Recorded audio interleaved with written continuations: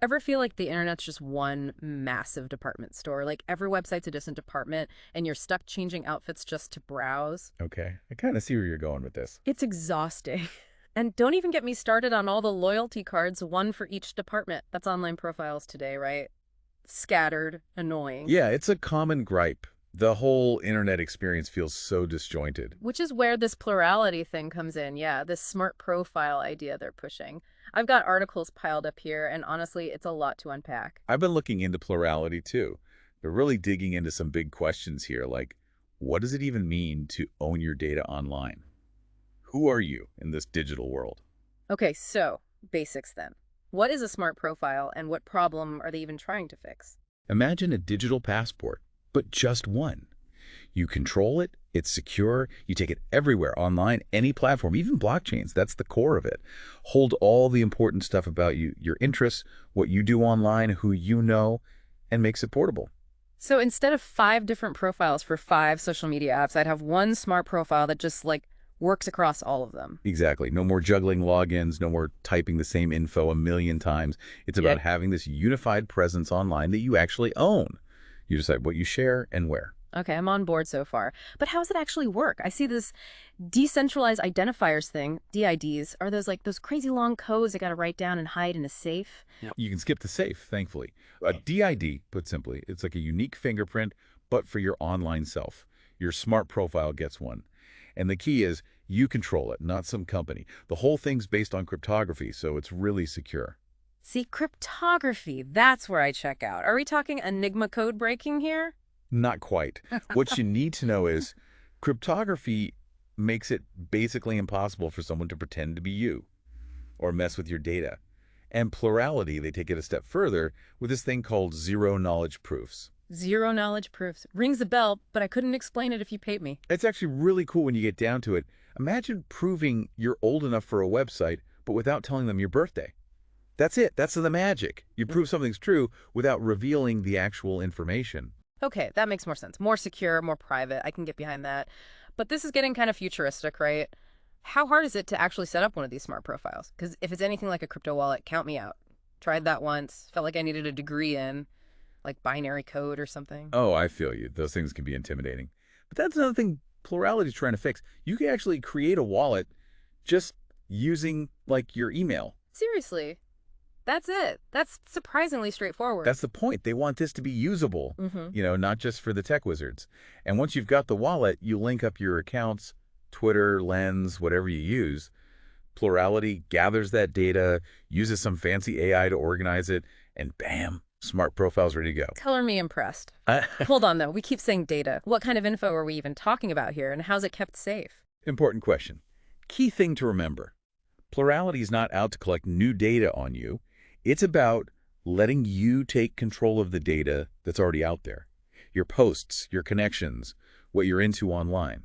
You get back in the driver's seat. So let's say, hypothetically, I'm really into collecting vintage rubber duckies. And I follow a bunch of rubber ducky fan pages, that kind of data. Precisely. Plurality takes that, encrypts it to keep it safe, Mm-hmm. and then stores it in a way that's decentralized. Decentralized, meaning it's not all sitting on a server somewhere just waiting for hackers. You got it. That's the beauty of it. It's way harder to compromise. No single point of failure. It's not about some central authority controlling everything anymore. It's about you having the power. This is starting to feel less like a department store and more like, I don't know, owning my own data bank. I like that analogy. You've got the keys to your own data kingdom. But here's the thing, companies, they don't just hand over control like that without some angle, right? What's in it for them? $1 million question, right? Sure, on the surface, a more connected, user-friendly internet benefits everyone. But it can't just be online altruism. Exactly what I was thinking. Give me the inside scoop. So Plurality's got its own token, which plays a part in their whole system. And their bet is, by making it easier for us to use platforms, easier for developers to make things personalized, everyone wins. New growth, new innovation. Hmm. That's the pitch, anyway. Interesting. Okay, so we've got these smart profiles all secured up with DIDs and zero knowledge proofs and whatnot. But what about the actual doing stuff part? Give me some real world examples. What can you actually do with a smart profile? Say you stumble upon a cool new app, a DApp, they call them. Instead of starting from zero, another profile to fill out, you just connect instantly. using your smart profile. Okay, convenience, I get that. But there's more to it than just that, right? Right, because your smart profile already knows things about you. The DApp can tailor your experience right away.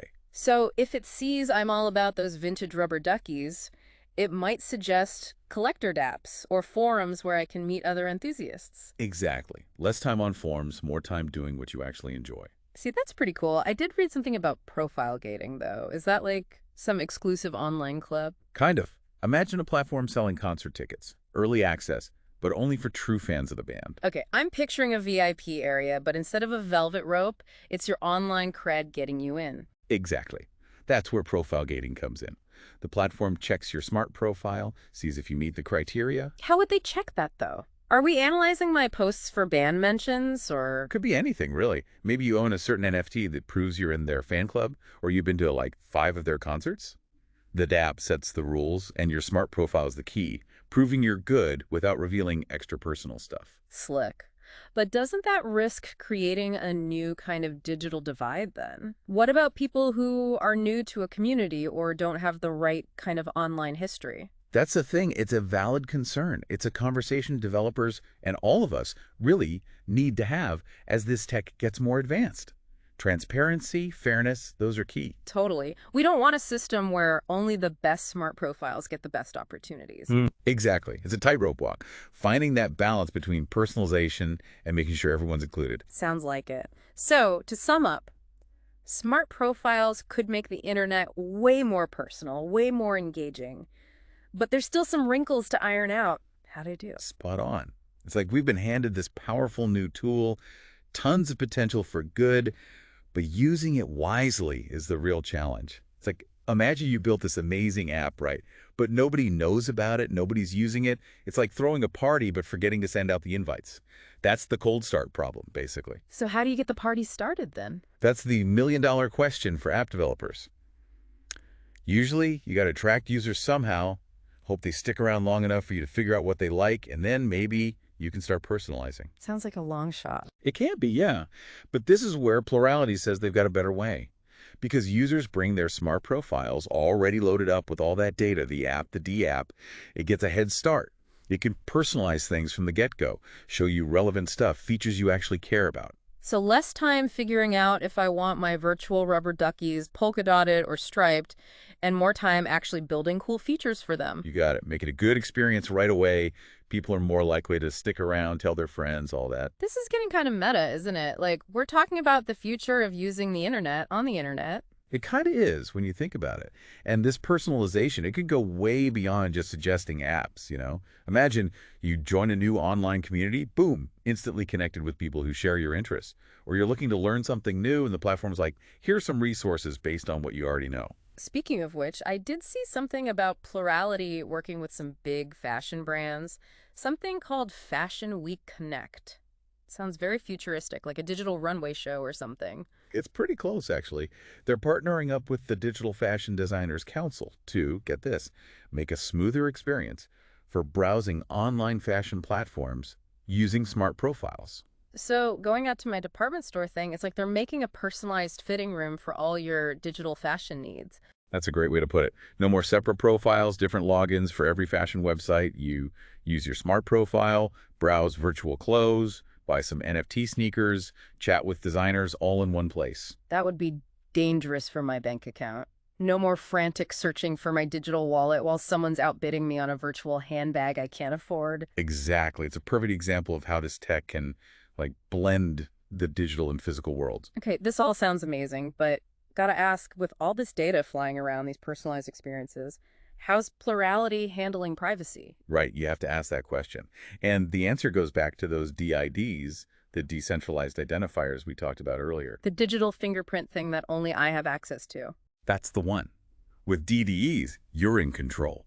You choose what you share and who gets to see it. Think of it like a key ring. You decide which keys to give out. So it's not so much about Plurality having all my data, it's about them giving me the tools to control who sees what? Exactly. You're the one calling the shots. And because this is all built on blockchain, security's baked in from the start. It's about as secure as it gets online. Okay, that makes me feel a bit better. But hypothetically, let's say I'm still a little wary, right? Putting all my digital eggs in one basket, so to speak. Are there downsides to using a smart profile? It's smart to be cautious, absolutely. With any new tech, there are going to be things to watch out for. One thing is, while decentralization makes things secure, it also means there's no one central authority to complain to if something goes wrong. So no customer service line to call if I accidentally donate all my virtual rubber duckies to the wrong charity. Not exactly. It's a different way of thinking about security and responsibility. Another potential issue is bias. We talked about how great personalization is, but there's a flip side. How do you mean? Well, if these smart profiles are shaping our online experience, what's stopping platforms from using that to, I don't know, limit our choices or reinforce biases they already have? Okay, I see what you mean. Like, what if a platform sees I'm into rubber duckies and decides that's all I get to see, just ads for bath toys all the time? Not that I'm complaining, but you see the potential issue. Exactly. It's something developers and honestly policymakers need to be on top of. This tech, it should be empowering us, not narrowing our options or making existing inequalities worse. A tough needle to thread, it sounds like. For sure. But the key takeaway here, I think, is that we're having these conversations now while this stuff is still evolving. We've got a chance to make sure it's used responsibly, ethically. So you're saying the future of the internet isn't set in stone? We actually get a say in how this plays out. Absolutely. That's the exciting part. We're not just along for the ride. We can actually shape the digital world we want to live in. Now that's a thought. So it seems like smart profiles could totally revolutionize how we use the internet, but there are some big what ifs to consider as well. You said it. It's like this powerful tool, right? Amazing potential, but it's up to us to make sure it's used for good. It's like we're standing at this fork in the road, right? One path leads to this, like hyper-personalized internet, more control for us, and the other path, well, who knows? That's what makes this whole thing so interesting, right? So many possibilities, so many what-if questions. And that brings us back to plurality and this Fashion Week Connect thing. It's like they're taking this smart profile idea and, I don't know, making it real, seeing if it works in the wild. It's ambitious, that's for sure. Yeah. They really want to blend the real world and the digital world and fashion. It kind of makes sense. It's all about expressing yourself, connecting with people, standing out, all things Plurality is trying to bring online. So instead of just talking about what smart profiles could do, they're showing us a sneak peek at the future, maybe, of how we experience, well, everything. Exactly. Imagine you're at home, but you're at a fashion show virtually. Yeah. You're chatting with designers, other guests, all through your smart profile. And because your smart profile already knows your style, your size, what brands you like, it's totally personalized. You get recommendations for digital outfits based on like your virtual avatar maybe, or invites to exclusive metaverse after parties. Exactly. And think about what it could mean for designers. They could reach a global audience instantly, understand their customers better, maybe even create new kinds of interactive experiences with fashion. It's like that line between just watching and actually being part of the fashion world, it disappears. Everyone's front row, everyone's got a voice. And that's the core of what Plurality wants, I think. A more inclusive internet, where everyone's a participant, more control, more opportunities, more ways to connect with people who get you. I like it. But I gotta be honest, part of me wonders, is the world ready for this? This level of like digital merging? Are we cool with our online selves and real world selves getting so intertwined? Big question, isn't it? Yeah. And no easy answers. It's a conversation we all need to be having as this tech keeps moving faster and faster. Because if Plurality pulls this off, if these smart profiles really take hold, it changes everything. Not just fashion, not just the internet, but like what it means to exist in this world where digital and physical are one and the same. It's a whole new world out there, and we get to decide what it looks like. Well said. So we'll leave you with this. If you could build your own smart profile, what would it say about you? What kind of digital world would you create with it? Until next time, keep exploring, keep asking questions, and keep diving deep.